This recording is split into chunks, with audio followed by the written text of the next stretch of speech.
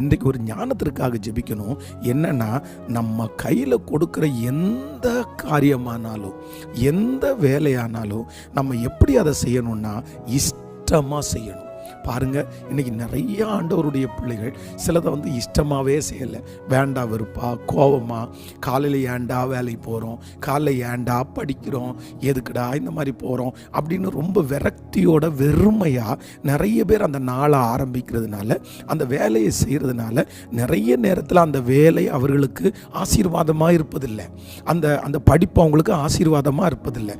நீங்கள் எது செஞ்சாலும் முதல்ல நீங்கள் என்னென்னா, அது நல்ல காரியம் செய்யும்போது, உங்கள் வேலை செய்யும்போது இருக்கிற நாள் வரைக்கும் அந்த வேலையை இஷ்டமாக செய்யுங்க.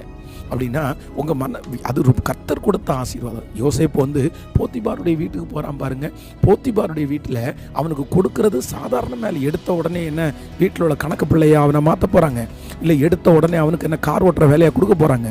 எடுத்த உடனே என்ன வேலை கொடுத்துட போகிறாங்க? நான் என்ன நம்புகிறேன்னா, அவனுக்கு வீடு தொட்டுற வேலை, பெருக்கிற வேலை, அரேஞ்ச் பண்ணுற வேலை. ஆனால் அந்த வேலையை நேர்த்தியாக செஞ்சான்னு அவனுடைய எஜமானன் பார்க்குறாரு பாருங்க.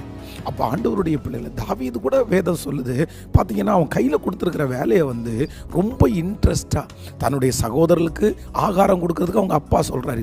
எப்படி இப்போ நம்ம காலத்து பிள்ளைங்களாக இருந்தால் சலிச்சிட மாட்டாங்க, கோவப்பட மாட்டாங்க. அவனுடைய நன்றி இல்லாதவனோ, அவனுக்கு போய் நான் சாப்பாடு கொடுக்கணுமா, எதுக்கு என்ன அனுப்புறீங்க, நான் போகவே மாட்டேன், அவன் என்ன திட்டுவான் அப்படின்னு தானே சொல்லுவாங்க.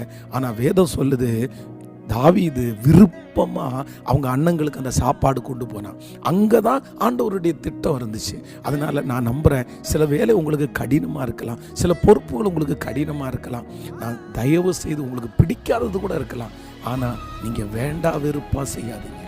ஒருவேளை வேண்டா வெறுப்பாக நீங்கள் இப்போ இருக்கிறீங்களா, இன்றைக்கி ஜெபம் பண்ணுங்க. ஆண்டவரே, நான் அதை இஷ்டமாக செய்யணும், நான் அதை இஷ்டமாக படிக்கணும், நான் இஷ்டமாக அந்த காரியத்தை பழகணும். நீங்கள் ஒரு ஜெபம் பண்ணுங்க, அதை ஆண்டவர் கற்றுக் கொடுத்து அதில் உங்களை தேறினவர்களாய் நிறுத்துவார். இன்னைக்கு வரைக்கும் ஒருவேளை வெறுப்போடு நீங்கள் செய்யலாம், காலையில் எழும்பும்போது வெறுப்போடு எழும்பலாம். ஆனால் ஆண்டவர் இன்னைக்கு ஒரு ஞானத்தை ஆண்டவர் உங்களுக்கு கிருபையாய் கொடுத்து ஆச்சரியமாய் நடத்துவார்.